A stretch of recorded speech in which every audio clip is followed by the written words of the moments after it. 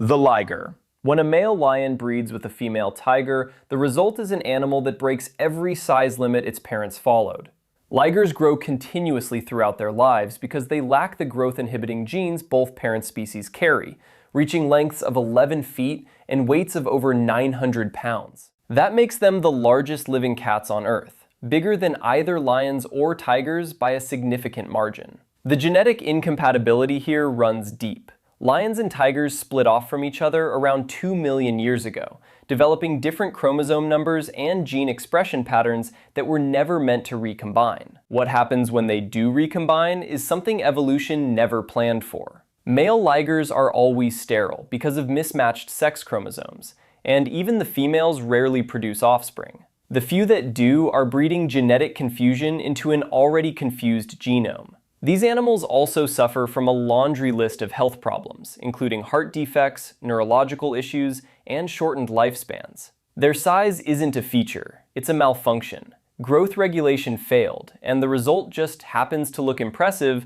until you realize it's walking evidence of genetic systems that shouldn't have mixed. And they only exist because humans put the parent species together in captivity. Nature built that 2 million year wall for a reason. The Zorse. Zebras and horses look similar enough that people assume they're close relatives, but their genetics tell a different story. Horses carry 64 chromosomes, while zebras range from 32 to 46 depending on the species, and when you cross them, the offspring ends up with an odd number that makes reproduction impossible. Zorses are always sterile because their cells can't divide properly during meiosis, the process that creates sex cells. What you get is a horse-sized animal with zebra striping, usually on the legs and sometimes across the body, combined with a temperament that splits the difference between domestic and wild. And that temperament split is where things get difficult. Horses have been selectively bred for thousands of years to tolerate humans and follow commands. Zebras have not. Zorses inherit the zebra's skittishness, aggression, and flat refusal to be ridden in most cases, which makes them nearly useless for the work people originally tried to breed them for. The genetic incompatibility isn't just chromosomal, it's behavioral, and no amount of training fully bridges that gap. They exist because humans wanted a disease-resistant pack animal that could survive in tsetse-fly regions of Africa. What they got was a genetic dead end with stripes. Evolution kept horses and zebras separate across millions of years of divergence. The Zorse is what happens when you ignore that. The Wholphin. Only 2 of these animals are alive right now, and only 3 have ever been born in captivity. A Wholphin is the offspring of a false killer whale and a bottlenose dolphin, 2 species from entirely different genera that should not be producing viable young.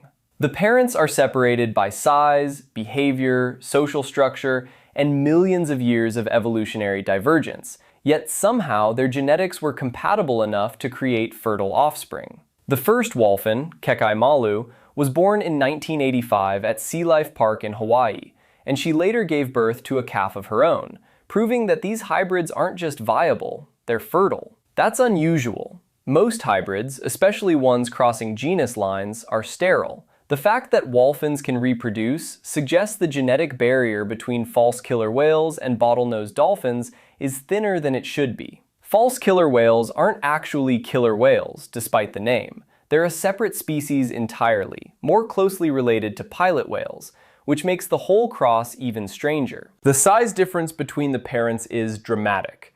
False killer whales can reach lengths of 20 feet, while bottlenose dolphins top out around 12. The Wholphin falls somewhere in between, with features blended from both parents including tooth count, fin shape, and coloration. There's no wild population of these animals, and likely never will be, because the parent species don't share the same ranges or social behaviors. This is a captivity-only phenomenon, and an incredibly rare one. Evolution built separate paths for these species. The Wholphin exists anyway. The Coywolf. Eastern coyotes aren't pure coyotes anymore, and DNA testing has revealed why. They're hybrids, carrying wolf and dog genetics mixed into their genome. This cross happened naturally, as wolves were extirpated from the eastern United States and coyotes moved into that empty territory, encountering remnant wolf populations and feral dogs along the way. The genetic incompatibility between coyotes, wolves, and dogs is low, because all three are members of the genus Canis, but they're still distinct species with different chromosome counts and behaviors that should have kept them separate. Coyotes are smaller, solitary or small pack hunters. Wolves are larger, highly social pack hunters. Dogs are domesticated with suppressed hunting instincts. Coywolves inherit traits from all three. They're larger than pure coyotes, reaching weights of 55 to 60 pounds, with stronger jaws and more wolf-like skulls.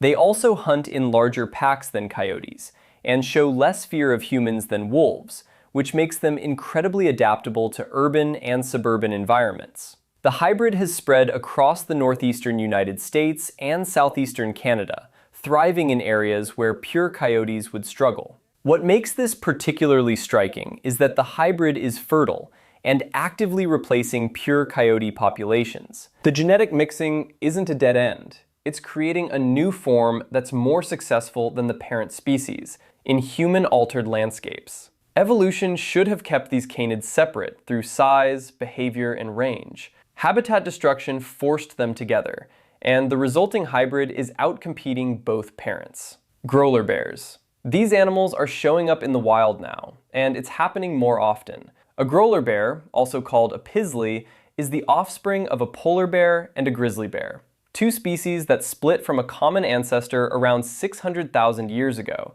and adapted to completely different environments. Polar bears evolved for life on sea ice, hunting seals and surviving Arctic extremes. Grizzlies stayed on land, omnivorous and adaptable. Their ranges didn't overlap, so they didn't interbreed. Then, climate change started shrinking the sea ice, pushing polar bears onto land during longer ice-free periods. And suddenly, the two species were in the same territory at the same time. The first confirmed wild grolar bear was shot in 2006 in the Canadian Arctic. Since then, more have been documented, and DNA testing has confirmed some are second-generation hybrids, meaning the offspring are fertile and breeding with each other or backcrossing with parent species. That's a problem, or at least a huge shift, because it suggests the genetic separation between these species isn't as rigid as we thought. Grolar bears have physical traits from both parents: lighter brown fur than a grizzly, longer claws than a polar bear, a head shape somewhere in between. They're also behaviorally unpredictable, inheriting the polar bear's lack of fear toward humans and the grizzly's territorial aggression.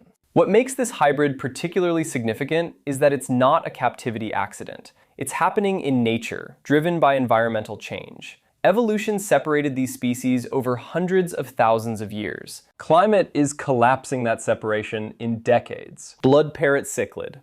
This fish shouldn't exist, and its body makes that abundantly clear. The blood parrot cichlid is a hybrid created by crossing two separate species of Central American cichlids, most likely the Midas cichlid and the redhead cichlid, though breeders who created it in Taiwan in the 1980s never disclosed the exact parent species. The genetic incompatibility manifests physically. Blood parrots have deformed mouths that don't close properly, making feeding difficult. Their spines are often curved, compressing internal organs. Many have swim bladder problems that affect buoyancy control.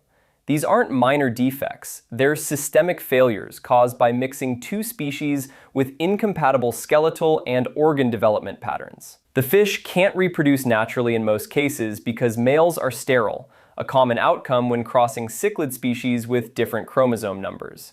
The ones that do breed usually require artificial intervention. What's disturbing is that these fish are bred commercially by the thousands and sold as ornamental pets despite the obvious welfare problems. The bright orange-red coloration and heart-shaped body profile are considered desirable in the aquarium trade, so the genetic train wreck continues. This isn't adaptation or survivals, it's forced hybridization for aesthetics. Evolution gave these parent species separate niches and reproductive barriers for a reason.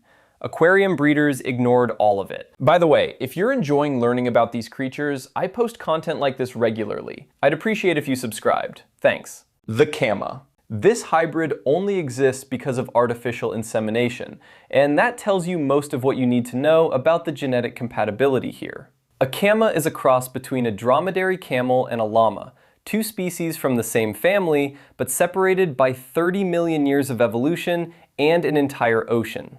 Camels evolved in the Middle East and Asia, llamas in South America, and they were never going to meet naturally. The size difference alone makes natural breeding impossible. A male camel weighs around 1,400 pounds, a female llama around 300. The first Cama was born in 1998 at the Camel Reproduction Center in Dubai using artificial insemination, with the goal of creating an animal that combined the llama's fine wool with the camel's size and strength. What they got was a small, llama-sized animal with camel-like features, including short ears, a long tail, and no hump. Camas are sterile, which isn't surprising given the genetic distance between parent species and the mismatched chromosome counts. They also inherit temperament traits from both sides, which means unpredictable aggression and difficulty handling. The project hasn't expanded beyond a handful of experimental animals because the practical benefits don't outweigh the complications. Evolution separated these species across continents and tens of millions of years. Artificial insemination forced them back together for wool. The Narluga. Scientists didn't even know this hybrid existed until they tested the DNA of a skull that had been sitting in a museum collection for decades. In the 1980s, an Inuit hunter in Greenland shot an unusual whale and kept the skull, which was later donated to the Natural History Museum of Denmark. The skull had strange teeth, intermediate in structure between a narwhal's straight tusk and the beluga's conical teeth. Nobody knew what species it belonged to until genetic testing in 2019 revealed it was a hybrid of a female narwhal and a male beluga. These are two distinct Arctic whale species that occupy overlapping ranges but have different diets, social structures, and vocalizations. Belugas eat fish and invertebrates near the seafloor. Narwhals hunt deeper, targeting Arctic cod and squid. The reproductive systems apparently align well enough to produce viable offspring, though how often it happens in the wild is unknown. This is the only confirmed specimen, but that doesn't mean it's the only one that ever existed.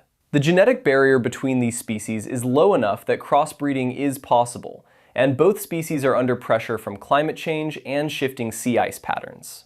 If their ranges continue to overlap more frequently, we might see more Narlugas, or we might not. We're still not entirely sure why this hybrid happened or whether it was fertile. What we do know is that two species we thought were reproductively isolated weren't as separate as their evolutionary divergence suggested. The skull sat unidentified for 30 years. The hybrid was real the whole time. The Leopon. Leopards and lions can produce offspring, but they usually don't survive. A Leopon is the result of a male leopard breeding with a female lion, and the genetic mismatch creates physical deformities that often prove fatal. The size difference between parents is significant. Male leopards weigh around 200 pounds, female lions around 300. Offspring tend toward the larger end of that range, which creates birthing complications and high infant mortality rates. The few Leopons that survive to adulthood show a mix of traits from both parents, including a lion's body build with a leopard's rosette spotting and a short mane in males. But the real incompatibility shows up in skull structure. Leopons often have misshapen heads with malformed jaws that affect their ability to eat properly, and many suffer from neurological problems linked to brain development issues. These animals are almost always sterile, and even when females are fertile, the health problems are severe enough that breeding programs don't continue. The genetic distance between leopards and lions is enough that their development pathways conflict during gestation. You get an animal that's viable at birth, but compromised in almost every system. There are only a handful of documented Leopons in history, all born in captivity, and none lived particularly long. Evolution kept these species separate for a reason. The Leopon is evidence of what happens when you ignore that. Hybrid pheasants. Ring-necked pheasants and green pheasants interbreed in Japan where their ranges overlap, and the result is a genetic mess that's causing conservation headaches. These are two distinct species with different plumage, calls, and mating displays, but their genetics are compatible enough that they produce fertile hybrids when they come into contact. The problem is that green pheasants are native to Japan and considered a national symbol, while ring-necked pheasants were introduced from China for hunting.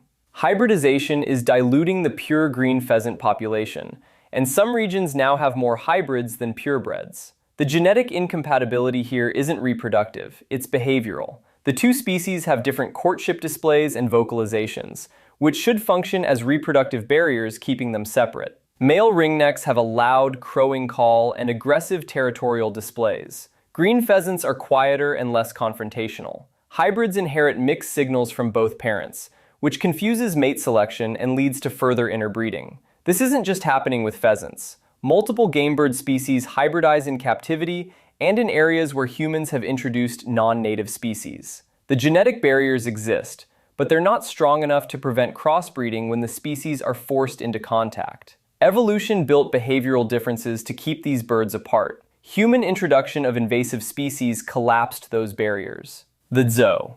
High in the Himalayas, herders have been crossing domestic cattle with wild yaks for centuries, creating hybrids called zoos that survive at altitudes where pure cattle would die. Yaks evolved for life above 14,000 feet, with oversized lungs, more red blood cells, and a metabolism adapted to oxygen-thin air. Domestic cattle evolved at lower elevations and lack these adaptations entirely. The genetic incompatibility between the two species is significant enough that crossing them produces hybrids with mismatched respiratory and circulatory systems. Zoos inherit partial high-altitude adaptations from the yak parent, but not the complete suite, which means they function better than cattle at elevation, but worse than pure yaks. Male zoos are sterile, a typical outcome when crossing species with different chromosome counts, but females are fertile and can be back-crossed with either parent species. The hybrid is used primarily as a pack animal because it combines the yak's strength and cold tolerance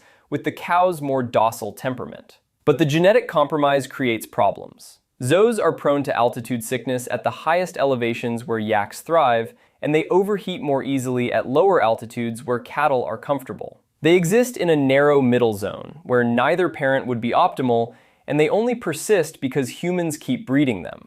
Evolution spent millions of years separating cattle and yaks across altitude and geography. Herders forced them together because they needed something that could carry loads at 10,000 feet. Iron Age pigs. Here's the part that's genuinely unsettling. When domestic pigs escape and breed with wild boar, the offspring don't stay domestic. They revert to a wild phenotype within a single generation, growing tusks, developing thick, bristly coats, and exhibiting full wild boar aggression and survival instincts. This isn't gradual de-domestication over multiple generations. This is one breeding cycle, and suddenly you've got an animal that looks and acts like it was never domesticated at all. The domestic pig is a direct descendant of the wild boar, domesticated around 9,000 years ago. But the genetic changes that make pigs docile, fast-growing, and fat are incredibly fragile. They're mostly regulatory genes that suppress wild traits rather than erase them. When a domestic pig breeds with a boar, those suppressed traits come roaring back. The offspring, sometimes called Iron Age pigs, grow slower than domestic pigs, but faster than pure wild boar. They develop the boar's elongated snout, longer legs, and lean muscle structure. Males grow tusks that curve upward from the lower jaw, and both sexes become dangerously aggressive, particularly when cornered or protecting young. What makes this so striking is that domestication, which we think of as a permanent transformation, is actually just a thin layer of genetic suppression sitting on top of wild instincts that never went away. One generation of hybridization and that suppression fails. These animals are now a major invasive species problem in parts of the United States, Australia, and Europe, where feral domestic pigs have interbred with wild boar and created populations of hybrids that are more adaptable and destructive than either parent species. They're too smart to eradicate, too aggressive to ignore, and they're spreading. Evolution spent thousands of years building the wild boar. Humans spent 9,000 years suppressing its wildness. One cross, and it all comes back. If this sparked your curiosity, consider subscribing so you don't miss future animal content. Thanks for watching.